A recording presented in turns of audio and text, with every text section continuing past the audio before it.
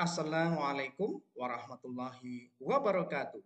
Jumpa lagi di channel Info Pendidikan bersama Pakar Jono. Kali ini saya akan berbagi tutorial pada teman-teman pengawas pemantik yang sudah tergabung bagaimana penggunaan atau pemetaan komitmen perubahan secara online. Nah, ini bagi teman-teman yang sudah tergabung bisa menggunakan ini ya.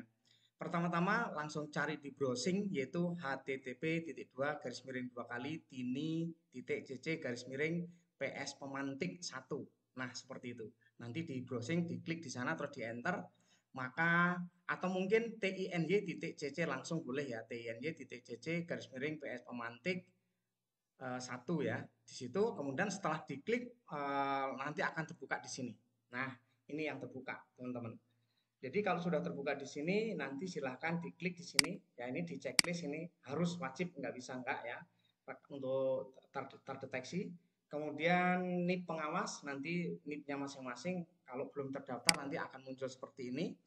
Nah ini kalau klik, nah nanti akan ada seperti ini, ada pesan HTTP. Kalau yang belum daftar silahkan daftar di https://2 tinj.cc/pesan main APK main 4831 gitu ya. Kalau belum terdaftar nggak bisa masuk di sini. Oke, kita lanjut. Nah, setelah berikutnya nanti silakan diisi jenis sekolahnya. Kalau ini diisi sekolah, kemudian atau madrasah kalau yang dari Kemenak, kemudian UPTD nama sekolahnya silahkan masuk, kemudian NPSN, alamat sekolah, tempat tanda tangan surat, biasanya nama kecamatan. Ya kalau sekarang itu udah jarang yang menggunakan nama desa ya, nama kecamatan atau mungkin malah nama kabupaten kalau untuk yang SMA SMK atau SNB ya. Kemudian nama kepala sekolah ini misal saja NIP-nya ini tanggal wawancara. Nah, tanggal wawancara itu disesuaikan sesuai tanggal pada saat wawancara gitu ya. Kemudian cek berikutnya. Nah, seperti ini. Berikutnya apa kelemahan dan kekuatan satuan pendidikan ini? Ada 4 pertanyaan utama. Yang di sini nanti ini ada namanya follow up question. Ini hanya penanda atau mengarahkan teman-teman ketika mau bertanya itu biar nggak bingung mau bertanya apa. Nah, ini tersedia.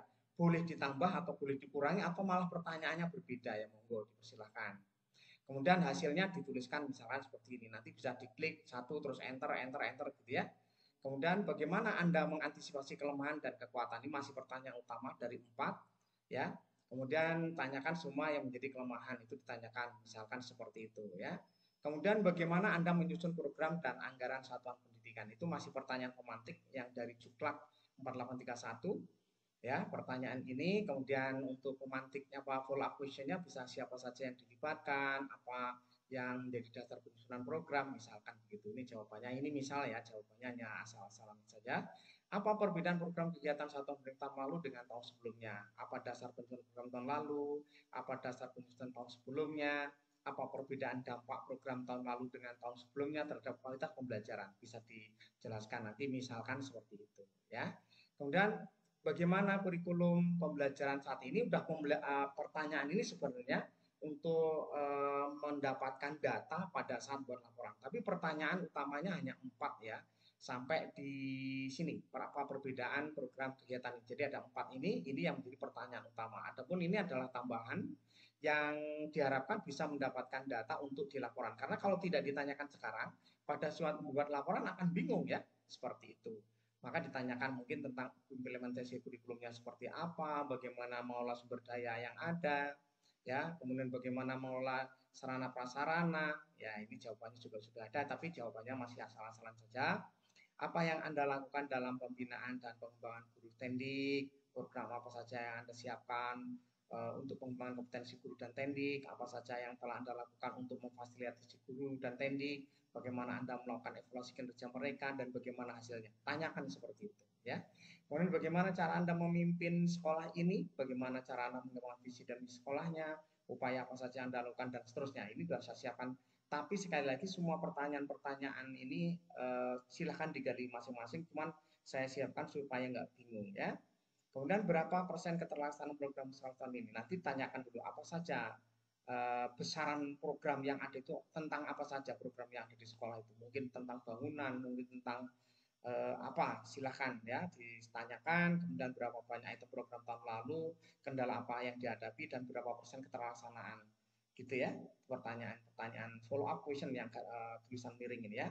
Bagaimana cara Anda melakukan evaluasi dan perbaikan berkelanjutan serta kapan waktunya? Tanyakan siapa saja yang dilibatkan, kapan waktu pelaksanaannya, kendala yang dihadapi apa, dan apa hasil dari yang didapatkan dalam evaluasi itu. Itu pertanyaan supaya kita nggak bingung bertanya ya. Kemudian di sini akan didapatkan di sini pemetaannya, misalkan dipilih ini dapatkan ternyata kepala sekolahnya sudah banyak yang mengetahui atau merasakan kelemahannya ada dan dia punya upaya untuk itu, maka dia pilih budaya, ya kan? Kemudian sesuai indikator ini misalkan dipilih sedang, ini misal saja ya, atau rendah misalkan saja rendah. Kemudian metode yang digunakan kalau rendah akan lebih bagus training dan mentoring ya, mungkin dengan consulting gitu ya. Nanti training, yang keduanya adalah mentoring atau consulting silakan. Kemudian target yang ingin dicapai dalam 1 tahun itu apa? Contoh ini contoh ya, tapi silahkan tergantung masing-masing nanti silahkan. Itu misalkan saya tuliskan kayak gini, hanya contoh saja. Kemudian foto kegiatan diupload, foto kegiatan diupload, terus klik kirim, selesai. Semoga bermanfaat dan mudah dimengerti sehingga semuanya bisa melaksanakan tugas dengan sebaik-baiknya sehingga bisa mendampingi sekolah dengan baik. Sukses selalu, tetap semangat. Mohon maaf kalau ada kata-kata yang kurang berkenan dan saya akhiri. Assalamualaikum warahmatullahi wabarakatuh.